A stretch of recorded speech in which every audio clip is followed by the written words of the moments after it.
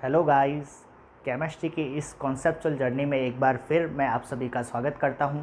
दोस्तों, आज के इस लेक्चर में हम ये देखेंगे कि किसी ग्रुप में अप टू डाउन जाने पर या किसी पर्टिकुलर पीरियड में लेफ़्ट टू राइट जाने पर पीरियोडिक प्रॉपर्टीज़ पर क्या फ़र्क पड़ेगा। ये सारी बातें आज के इस लेक्चर में आप डिस्कस करने वाले हैं। एक ऐसा कॉन्सेप्ट आपको बता दूंगा तो फिर आपको पीरियोडिक प्रॉपर्टी के वेरिएशन के बारे में आपको रटने की ज़रूरत नहीं पड़ेगी, आप सारे आंसर खुद ब खुद निकाल लेंगे। तो ये वीडियो आप एंड तक ज़रूर देखिएगा। चलिए दोस्तों, शुरू करते हैं। देखिए दोस्तों, पीरियोडिक प्रॉपर्टीज़ में हम generally size, ionization energy, electron gain enthalpy and electronegativity की बात करते हैं। लेकिन यहाँ पे हम ये सारी बातें डिस्कस ना करके आपकी क्लास 10th लेवल पे जो जो कॉन्सेप्ट काम में आएंगे उन्हीं बातों पर आज हम चर्चा करेंगे। तो अब सबसे पहले अगर मैं बात करूँ एक पर्टिकुलर ग्रुप की, यानी एक पर्टिकुलर ग्रुप में ऊपर से नीचे जाने पर पीरियोडिक प्रॉपर्टीज़ में क्या वेरिएशन देखने को मिलेगा, तो इन सभी वेरिएशन को समझने के लिए सबसे पहले हमें साइज़ को समझना पड़ेगा। कहने का मतलब ऊपर से नीचे जाने पर साइज़ में क्या वेरिएशन देखने को मिलता है। अगर हम ये साइज़ वाला कॉन्सेप्ट अच्छे से समझ गए तो बाकी सारी पीरियोडिक प्रॉपर्टीज़ हम आसानी से खुद ब खुद निकाल लेंगे। तो हम ये देखते हैं कि ऊपर से नीचे जाने पर इन अ पर्टिकुलर ग्रुप साइज़ पर क्या फ़र्क पड़ेगा। देखिए, अगर हम बात करें एक पर्टिकुलर ग्रुप जिसमें हमने एक एग्जांपल ले लिया lithium, sodium, potassium, rubidium, caesium, यानी ग्रुप फर्स्ट का एग्जांपल ले लिया लीना की रबड़ी सस्ती। ठीक है, एक एग्जांपल के तौर पर हम ये ग्रुप ले लेते हैं। अब हम देखते हैं इसी ग्रुप में कि साइज़ पर क्या फ़र्क पड़ेगा जब हम लिथियम टू सीजियम मूव करते हैं। तो देखिए, हम कोई दो एग्जांपल लेते हैं। एक हमने ले लिया लिथियम और एक हमने ले लिया सोडियम। आपको पता है कि ये पीरियोडिक टेबल में ऊपर से नीचे प्रेजेंट है, यानी एक पर्टिकुलर ग्रुप से ये बिलोंग करते हैं। और पर्टिकुलर ग्रुप कौन सा है? Group first. क्लियर। अब देखिए, हमें पता है कि लिथियम का एटॉमिक नंबर 3, तो इसका इलेक्ट्रॉनिक कॉन्फ़िगरेशन क्या हो जाएगा? 2,1, यानी कि के शेल में 2 इलेक्ट्रॉन और एल शेल में 1 इलेक्ट्रॉन होगा। क्लियर। इसके जस्ट नीचे प्रेजेंट होता है सोडियम। सोडियम का एटॉमिक नंबर कितना होता है? 11। इसका इलेक्ट्रॉनिक कॉन्फ़िगरेशन क्या हो जाएगा? 2,8,1। अब इलेक्ट्रॉनिक कॉन्फ़िगरेशन कैसे लिखते हैं ये सब आपको आता होगा, नहीं तो इस पर एक वीडियो बना चुका हूँ, आप जाके वो ज़रूर देख लीजिएगा। तो देखिए, लिथियम के केस में के शेल में 2 इलेक्ट्रॉन है और एल शेल में 1 इलेक्ट्रॉन है, जबकि सोडियम के केस में के शेल में 2 इलेक्ट्रॉन, एल शेल में 8 इलेक्ट्रॉन और एम शेल में 1 इलेक्ट्रॉन है। ठीक है, तो लिथियम के केस में आउटर मोस्ट शेल कौन सा हुआ? एल शेल हुआ। तो जब हम इसका डायग्राम बनाएंगे तो लिथियम के केस में 2 शेल प्रेजेंट है ना, के शेल और एल शेल, जिसमें के में 2 इलेक्ट्रॉन और एल में 1 इलेक्ट्रॉन प्रेजेंट है। तो इसका डायग्राम क्या बनेगा? बीच में तो आ गया न्यूक्लियस, ये हो गया के शेल और इसका जस्ट अगला सेल हो गया एल शेल। अब के शेल में ये देखिए 2 इलेक्ट्रॉन मैंने भर दिया और एल शेल में 1 इलेक्ट्रॉन डाल दिया। क्लियर। लेकिन अगर मैं बात करूँ सोडियम की, तो सोडियम में टोटल कितने के सेल होंगे? K shell, L shell, M shell, यानी 3 शेल हमें बनाना पड़ेगा। तो देखिए, अगर सोडियम के अगर डायग्राम की बात करूं तो देखिए बीच में न्यूक्लियस हो गया, इससे अगला हो गया के शेल, इससे जस्ट अगला एल शेल और इससे जस्ट अगला एम शेल। क्लियर। देखिए, के में 2 इलेक्ट्रॉन हमने फिल कर दिए, एल में टोटल 8 इलेक्ट्रॉन फिल कर दिया और एम में 1 इलेक्ट्रॉन फिल कर दिया। क्लियर।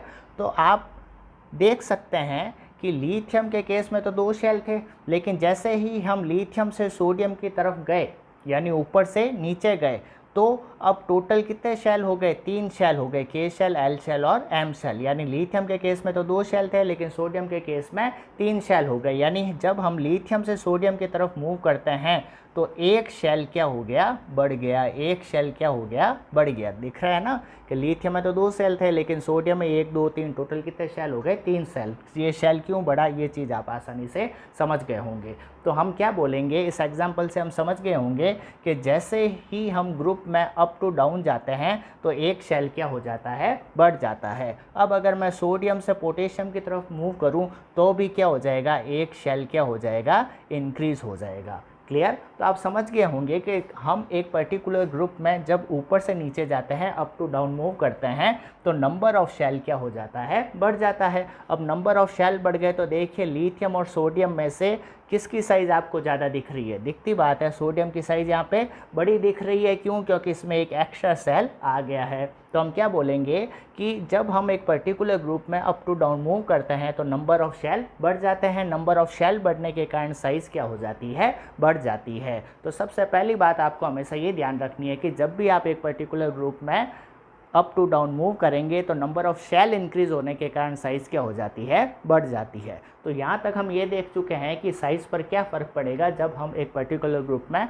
अप टू डाउन जाते हैं। अब अगर आप साइज़ वाला कॉन्सेप्ट आप आसानी से समझ गए हो तो बाकी सारी पीरियोडिक प्रॉपर्टीज़ आप खुद ब खुद निकाल लेंगे। देखिए कैसे, देखिएगा अगर साइज़ बड़ी हो गई, अगर साइज़ बड़ी हो गई तो देखिए अगर मैं बात करूं वैलेंस इलेक्ट्रॉन की, वैलेंस इलेक्ट्रॉन का मतलब क्या होता है, electron present in outermost shell, यानी आउटर मोस्ट इलेक्ट्रॉन को ही हम क्या बोलते हैं, वैलेंस इलेक्ट्रॉन बोलते हैं। तो देखिए यहाँ पे साइज छोटी है तो लिथियम वाले केस में ये आउटर मोस्ट इलेक्ट्रॉन और न्यूक्लियस के बीच की डिस्टेंस क्या होगी, कम होगी।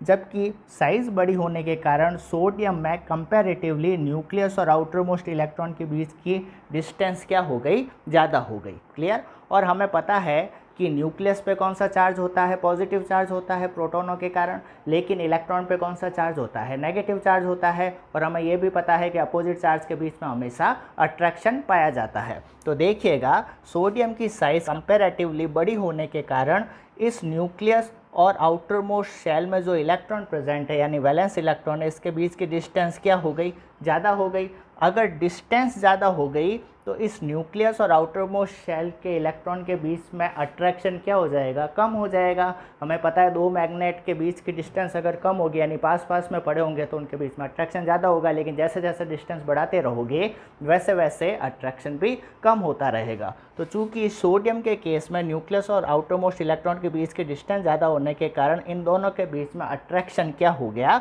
कम हो जाएगा। इन दोनों के बीच में अट्रैक्शन क्या हो जाएगा, कम हो जाएगा। अब देखिए अगर सोडियम के केस में इस न्यूक्लियस की इस इलेक्ट्रॉन पर पकड़ कमज़ोर है यानी कि अट्रैक्शन कम है, तो अगर न्यूक्लियस की इस आउटर मोस्ट इलेक्ट्रॉन पर पकड़ कम है तो क्या ये इलेक्ट्रॉन आसानी से इजीली रिमूव हो सकता है या नहीं हो सकता है, बिल्कुल हो सकता है।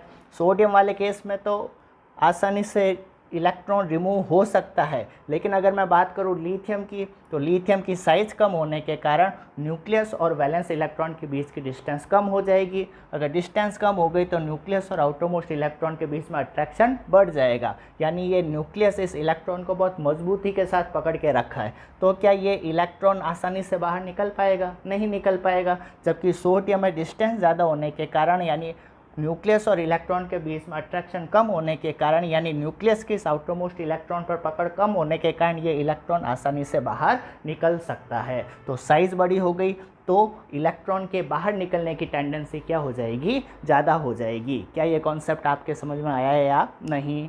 यानी कि यहाँ पे ये इलेक्ट्रॉन आसानी से बाहर निकल सकता है। अगर मैं थोड़ी सी एनर्जी सप्लाई करूँ तो ये इलेक्ट्रॉन आसानी से बाहर निकल जाएगा। और इलेक्ट्रॉन को बाहर निकालने के लिए जो एनर्जी दी जाती है इसी को हम क्या बोलते हैं, आयोनाइजेशन एनर्जी बोलते हैं। यानी energy required to remove outermost electron is known as ionization energy. Clear. अब देखिएगा अब आप समझ गए हो कि सोडियम के केस में नंबर ऑफ शेल ज़्यादा होने के कारण साइज़ बड़ी हो गई। क्लियर।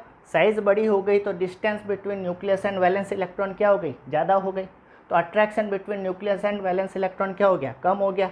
तो इलेक्ट्रॉन आसानी से निकल सकता है। तो रिमूवल ऑफ वैलेंस इलेक्ट्रॉन क्या हो गया, ईजी हो गया। तो आसानी से निकल सकता है तो थोड़ी सी एनर्जी देते ही आउटर मोस्ट इलेक्ट्रॉन आसानी से निकल जाएगा। यानी कि we have to supply less energy to remove electron. तो कितनी एनर्जी सप्लाई करनी पड़ी इलेक्ट्रॉन को निकालने के लिए, बहुत थोड़ी सी एनर्जी सप्लाई करनी पड़ी। तो हम क्या बोलेंगे कि आयोनाइजेशन एनर्जी की वैल्यू क्या हो जाएगी, कम हो जाएगी। कब, जब साइज़ क्या हो, बड़ी हो। आयोनाइजेशन एनर्जी का मतलब energy required to remove valence electron. क्या ये कॉन्सेप्ट समझ में आया या नहीं? क्लियर। अब देखिए, अब अगर आप यहाँ तक समझ गए हो तो आप मुझे बताइए, ये तो आप समझ गए कि साइज़ बढ़ने पर इलेक्ट्रॉन देने की टेंडेंसी बढ़ जाएगी, इलेक्ट्रॉन रिमूव होने की टेंडेंसी बढ़ जाएगी। तो मेटलिक कैरेक्टर क्या हो जाएंगे भाई, मेटल होते क्या हैं जिनमें इलेक्ट्रॉन देने की टेंडेंसी ज़्यादा हो, नहीं तो मेटल बोलते हैं। तो अगर इलेक्ट्रॉन देने की टेंडेंसी ज़्यादा हो गई तो मेटेलिक कैरेक्टर भी क्या हो जाएंगे, ज़्यादा हो जाएंगे। तो यहाँ पे साइज़ बड़ी होने के कारण इसमें इलेक्ट्रॉन देने की टेंडेंसी ज़्यादा, इलेक्ट्रॉन देने की टेंडेंसी ज़्यादा हो गई तो मेटेलिक कैरेक्टर भी क्या हो जाएंगे, बढ़ जाएंगे। और मेटेलिक कैरेक्टर बढ़ गए तो नॉन मेटेलिक कैरेक्टर क्या हो जाएंगे, कम हो जाएंगे, क्योंकि नॉन मेटल का मतलब क्या होता है, नॉन मेटल वो होते हैं जिनमें इलेक्ट्रॉन लेने की टेंडेंसी ज़्यादा होती है। अब इसकी साइज़ बड़ी होने के कारण इसमें तो इलेक्ट्रॉन देने की टेंडेंसी ज़्यादा है, तो इलेक्ट्रॉन लेने की टेंडेंसी क्या हो जाएगी, कम हो जाएगी, कॉमन सेंस है। और अगर इलेक्ट्रॉन लेने की टेंडेंसी कम हो गई तो नॉन मेटेलिक कैरेक्टर भी क्या हो जाएंगे, कम हो जाएंगे। क्या ये कॉन्सेप्ट समझ में आया या नहीं? तो आप देख रहे हो कि सिर्फ साइज़ वाला कॉन्सेप्ट अगर हम अच्छे से समझ गए तो सारी पीरियोडिक प्रॉपर्टीज़ की वेरिएशन हम अपने आप कॉमन सेंस से निकाल सकते हैं, रटने की कोई भी ज़रूरत नहीं है। क्लियर? अब इधर देखिएगा, अगर साइज़ बड़ी हुई तो इलेक्ट्रॉन देने की टेंडेंसी ज़्यादा हुई, तो इलेक्ट्रॉन देने के बाद कौन सा चार्ज आता है, पॉजिटिव चार्ज ही तो आता है। तो हम क्या बोलेंगे, साइज़ बड़ी होने के कारण, इलेक्ट्रॉन देने की टेंडेंसी ज़्यादा होने के कारण, यानी मेटेलिक कैरेक्टर ज़्यादा होने के कारण इलेक्ट्रोपॉजिटिव कैरेक्टर भी क्या हो जाएंगे, ज़्यादा हो जाएंगे। क्यों? इलेक्ट्रोपॉजिटिव का मतलब क्या हुआ, इलेक्ट्रॉन देने के बाद पॉजिटिव चार्ज आने की टेंडेंसी बढ़ जाएगी, यानी इलेक्ट्रोपॉजिटिव कैरेक्टर बढ़ जाएंगे। क्लियर? अब अगर ये सारी चीज़ें आप समझ गए हो तो कमेंट बॉक्स में मुझे ये कमेंट करके बताइएगा कि एक पर्टिकुलर ग्रुप में अप टू डाउन जाने पर इलेक्ट्रोनेगेटिव कैरेक्टर बढ़ेंगे या कम होंगे। ये कमेंट बॉक्स में कमेंट करके ज़रूर बताइएगा।